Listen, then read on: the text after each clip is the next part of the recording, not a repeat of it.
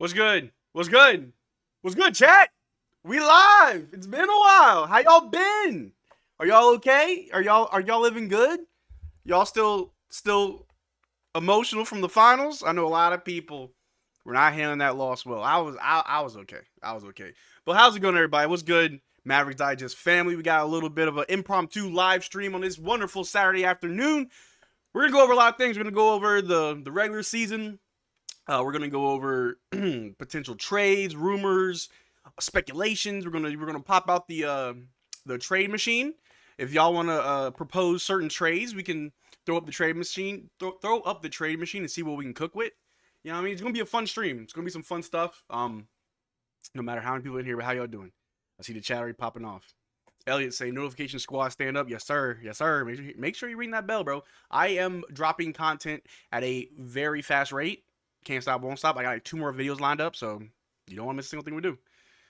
Yes, sir. Yes, sir. Elliot said we need to stretch for like marketing. Man, if we could get marketing, I don't think we could though. Selma McCarthy said thoughts on Juristic and Ajinsa as draft prospects, potential second round guys for us. I'm not gonna lie to you. I'm not too well versed on some of these draft, I'm sorry, some of these rookies in the draft. I'd have to look those guys up to be honest with you. But how y'all doing? How y'all doing? How y'all doing? Mavericks Digest family, stand up. Make sure you stay hydrated. I got me some fruit punch. But without further ado, we should definitely do the here, let me share my screen with y'all. We should definitely do the tier list first, right? Crack open that tier list. We're going to be grading all the guys. Hold on, let me adjust this.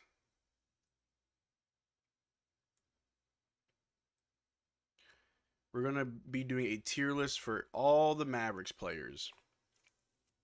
I'm going to have to make sure I watermark this. Someone, can y'all believe that someone took our last tier list and tried to like throw it online like it was his? Like, what? Crazy. Crazy. Give me 1 second, y'all. Huh. Oh, a little bit tired. I've been up just recording. All right.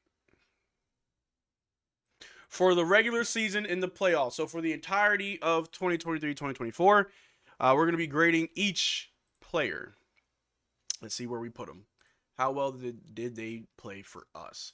And we're going to use just players from the roster that we had at the finals. We're not going to do like every single player, just from the finals. So the first one is Luka Doncic. Where y'all putting Luka Doncic, man? Is Luka Doncic an S tier? A tier? Where y'all putting him? B tier, maybe? You know? He is hurt. Dylan, how's it going, man? Doing good. How are you doing? Let's talk about a huge need free throws. Oh, don't worry. We're going to talk about that. We're going to get this tier list out the way first, and then we're going to start doing some trade machines. Going to start cooking with that. Try to see what we can bring out. Let me fix this just a little bit here. I'll throw it right there. There we go. It's fine. Is the tier list relative to expectations or overall play? Overall play. So for the entirety of the season, how well did Luka Doncic play?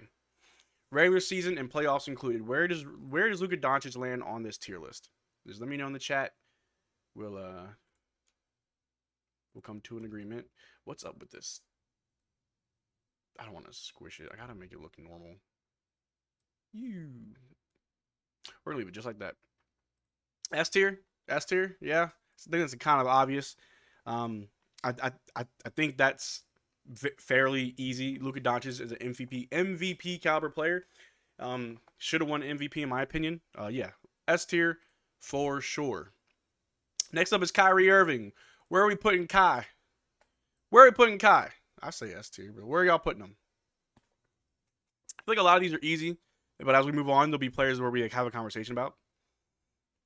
Santos Reborn saying the amount of Mavs fans that I've seen saying that they'd rather have DJJ over Paul George, actual brain rot. Holy crap. Well, Santos, I don't think it's because of like skill. I think it's because of fit. I've got a video about Paul George coming out later. It'll come out tomorrow. But I personally don't want Paul George, and I'll leave that video to explain that.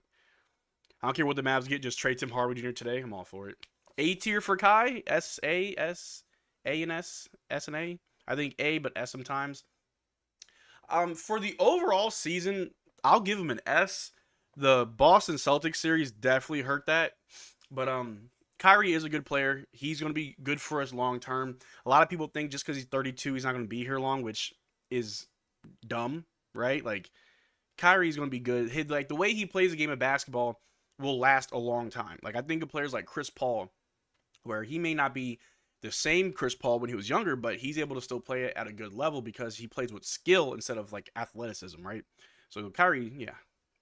What are we rating people on? We're rating people on just on how well they played for the entirety of the season. For the entirety of the season, where do we put these guys? Next up is Mr. I Ain't Going, PJ Washington. Where are we putting old PJ? Paul Tremaine. Paul George can create for himself. He plays off ball, can rebound, and he can defend. The best plays on the floor. I don't know. I don't think we need a third star. We need a third scorer, but we don't need a third star. But where are we putting PJ? I see B tier, B plus. Where are we putting on PJ? PJ almost A. That's fair. S tier. Hey, I like PJ. I'm a big PJ fan. If you don't know, I'm a big PJ fan. Gotta get his jersey. A, S, B, B plus. Where you want to put him? B tier. Where do I think? All right, so obviously Luka and Kyrie are S tier. Like, that's a no-brainer. But is there a player who is an A tier on our team? If we are to have an A tier player, I think it would be PJ, in my opinion. It's like low A, borderline B. Like, he's right in the middle, right? Because he's 25. He can definitely improve. His defense is amazing. I love his defense. His three ball, when it's there, it's there. But even when it's not, he's still able to do stuff. Lively is definitely an A tier player. And I'm not trying to just give him too high a praise. I mean, he is a rookie. He's going to keep improving, but Derrick Lively just it's like he always has like another level, like, right? Like, he always can just go another level. Kyrie is still suffering from the boss curse. Yeah, got them demons. We for real need PJ to be a 3 and somebody taller can stretch the floor. Yeah. Those two stepped up when we needed Washington. When needed, Washington got worse as the playoffs went on. I wouldn't say he got worse as they went on. He played well against the Thunder. He played decent against the Timberwolves. In the first 2 games against Boston, he was our second leading scorer. It's just the last 2 games against Boston, he played very bad. D Live, yeah, that's fair. Paul George never wanted to be the main guy. I don't know why y'all keep saying he's a star. Okay, so like Paul George is a star in this league, and I'm not saying like you don't have to be a number 1 to be a star. There's a lot of stars that aren't number 1s, right? Paul George is a star in this league. That's kind of goes without saying. Paul George is a phenomenal player. But PJ A tier, I think that's fair. Next up is Flight 55, Derrick Jones Jr. We're putting DJ. Mr. needs a new contract. B tier, A tier, B tier. Where are we putting Derrick Jones Jr.? El Capitan, Flight 55. Where are we putting him? Where are we going to put him? For those that are just coming in, we're doing a tier list of our team as far as how well they played for the full season. Not just the playoffs, not just the regular season, but for the full season. Where do you put them? Ryan saying, Marcel, no role player on our team is an A tier because that means they would be like borderline all-star. I put PJ A tier, bro. PJ's A tier. And also, I just want to say this tier isn't like comparing these guys to the rest of the league. For how well they played for us, where do we put these guys? Where do we value these players? You feel me? But Flight 55 B tier, borderline A or B. Supernova says D. I feel like Supernova is always like giving guys tough grades. But no, I think Derrick Jones Jr. at a B tier is very good. He definitely surprised me this year. Let's not forget, last season when we picked him up, he was like the 15th man. Like, we chose him over Theo Pinson, right? Derrick Jones Jr. was coming off the bench, and then because of injuries, he got put in the starting role. And then he just did very well, and so he stayed there. Of course, sometimes it didn't really work out. But, I mean, Derrick Jones Jr. played very good defense in the playoffs. I feel like a lot of fans are very hard on DJ and PJ because of how they really didn't keep that level of play for the full playoffs. Like, first, second round, we look great. Third round, it was mainly just Luka killing the Timberwolves, and everybody just fought, like, they all fell in. For the Celtics, full team just fell, falling apart. Not that dramatically, but we didn't play that well. However, I would attribute to the fact that these guys haven't been in the finals before. The fact that a lot of these guys are still learning to play with each other. A team constructed only 4 or 5 months ago is pretty good to me. But with all things considered, I think Derrick Jones Jr. is a B tier for sure.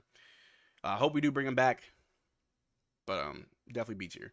Also, excuse me, Derrick Jones Jr. has gotten better at shooting the 3-ball.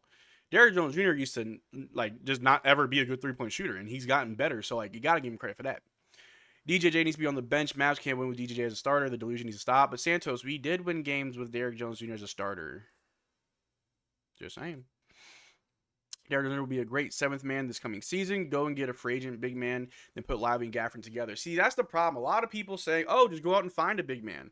I don't think y'all understand that, in today's league, and I blame the modern NBA era, how when the league was trying to move away from traditional big men and they just wanted everybody needs to shoot threes. Everybody needs to space the floor, right?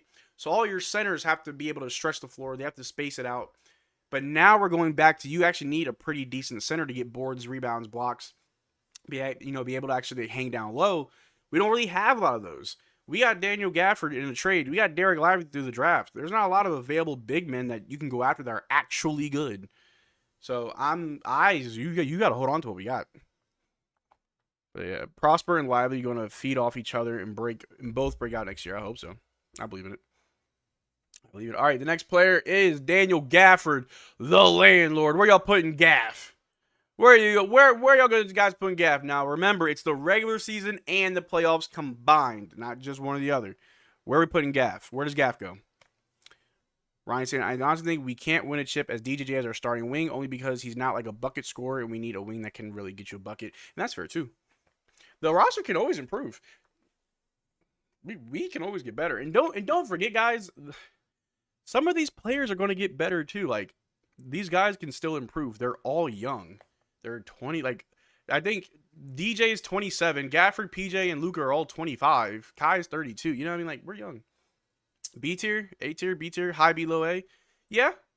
If he's B, he's definitely above Derrick Jones Jr. I love Gafford. I love me some landlord, some slumlord activity. You know what I mean? Definitely looked really good in the regular season. He was getting he was breaking records without missing a single free throw, the pick and roll, the lobs, rolling to the basket, getting blocks. He is an undersized center, by the way. He's not 7 foot, so he does have to work a little bit harder down low, but he doesn't stop working hard, and you gotta love him for it.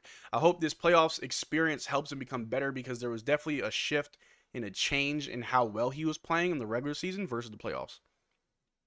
But it is what it is.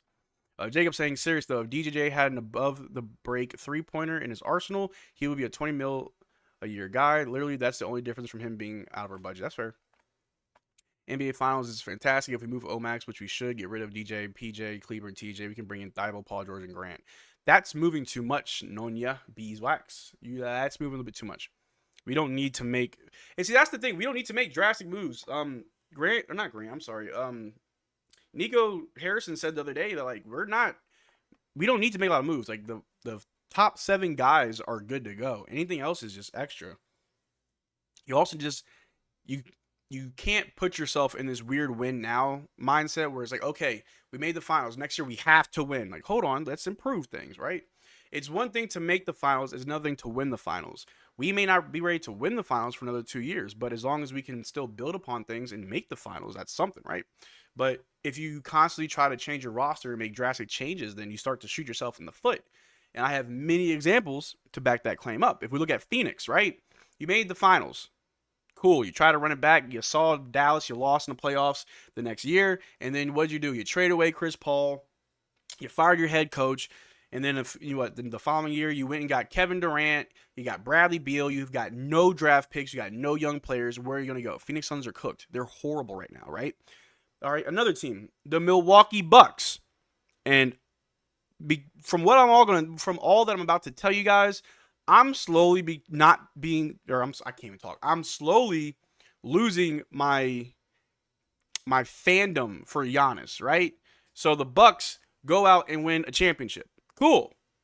You run it back next year. You lose in the first round, and then you fire the head coach after he just lost his brother in that series, right? Instead of giving him some grace that, hey, try again next year, but you're on thin ice. Nope, just fire him. Okay, cool. You then hire a assistant head coach to be the head coach of a championship team. And when halfway through the season, when that didn't work out, you fire that coach, go and hire Doc Rivers. Well, I guess he was already in the organization. You promote Doc Rivers, thinking that was better. You lose in the first round again. And now you got Darvin Ham on your roster, on your coaching staff, hoping that Darvin Ham will soon be your head coach. I'm like, bro, whatever Giannis is doing to the Milwaukee organization, the FBI needs to do like an investigative work on that, because holy crap. So the best thing to do if you're a team like the Mavericks, yes, make moves. You want to make changes. You want to improve the roster, but you don't need to gut the team. You don't need to make drastic changes, because what's also going to be really important is when these guys play together. I gave you two examples of roster, two examples of teams that could win more championships, but they just made bad decisions. Here, let me give you an example of a team that just won a championship and they made the right decisions. The Boston Celtics, right? 2 years ago, they went up against arguably the worst version of the Golden State Warriors, and they lost to them. That Warriors team was the worst Warriors team to win a chip. Out of all the rosters that Steph Curry was on, that team was the least talented, by far, right? They win a championship against the Celtics. Did they get rid of Tatum or Brown? No. They traded with Marcus Smart. They got Kristaps Porzingis. They got Derrick White. They got Drew Holiday. They got a couple of the pieces. Boom. They tried it last year. They lost. They tried again this year, and they won. It's all about keeping the team together. You have to be a big picture thinker. You can't just think of the here and the now or just next season. You got to think long term. How long does it actually take for you to build a championship team? It doesn't happen overnight. You feel me? Cowboys saying, I get it, but how do we beat these Boston Celtics? Sick and tired of them. We have to be healthy, and the team needs to improve, not by roster, but like individual improvement, right? So as long as these guys continue to get better, I mean, obviously Derrick Lively is going to get better. Omax is going to be there. PJ can still get better. Gafford can still get better. Josh Green, if we end up keeping Josh Green, he can get better. Like, that's the thing. I think of like the Spurs of like the early 2000s, how they just had great team chemistry, because the main guys of those Spurs teams, they just stay together. They made trades, they went and got other players, but the main core stayed together for so long. You build that chemistry and it works. And let's not forget, man, when we went to the finals for the first time in 2006, it took us 5 years to go back. We're okay. We're okay. But anyway, enough of my rant. We got a lot more people in here. What's up, everybody? We're doing a quick tier list of the team, and this is a tier list for the full season. So regular season and postseason, full season, on where do we put these guys. And we're going to look at this at the start of the next season and see if anything changes. So, off the bench, Derrick Lively, D-Live, my rookie of the year. Where are we putting no D-Live? Where we put D-Live on here? Is he A tier, S tier, B tier? Where are we putting him? Y'all let me know. Y'all let me know. Where are we putting D-Live? Cowboy X Factor saying we aren't getting McCall Bridges. Thank you so much. I have seen so many people comment saying we should get McCall Bridges. I don't think y'all understand that the Nets turned down like 4 first-round picks for McCall Bridges. We cannot get McCall Bridges. We would literally probably have to give up Luka, or we're not getting Kyrie back. We have to give him Luka. It ain't happening. Nancy says, Marcel, I don't think the Boston Celtics is a good example. That super team that's not a regular team. They have one of the highest payrolls in the entire league. Yes, but it still had to work. There have been super teams put together that failed. Look at the Clippers, right? You got Paul George, Russell Westbrook, James Harden, and Kawhi Leonard. Didn't work. I guess if you want, you can call the Suns a super team. They got Bradley Beal, Kevin Durant, and Devin Booker. Didn't work. Yes, the Celtics are a super team, but it still had to work. Those players do work together. You can't always just throw players together. I'm seeing a lot of A tier. Yeah, I think that's fair. I'd even argue that I put him above PJ. And I love PJ, but I put him above PJ. Derrick Lively is going to be phenomenal for not just the Dallas Mavericks, but he's going to be phenomenal for himself for the full, however long he wants to play basketball. Derrick Lively is going to be phenomenal.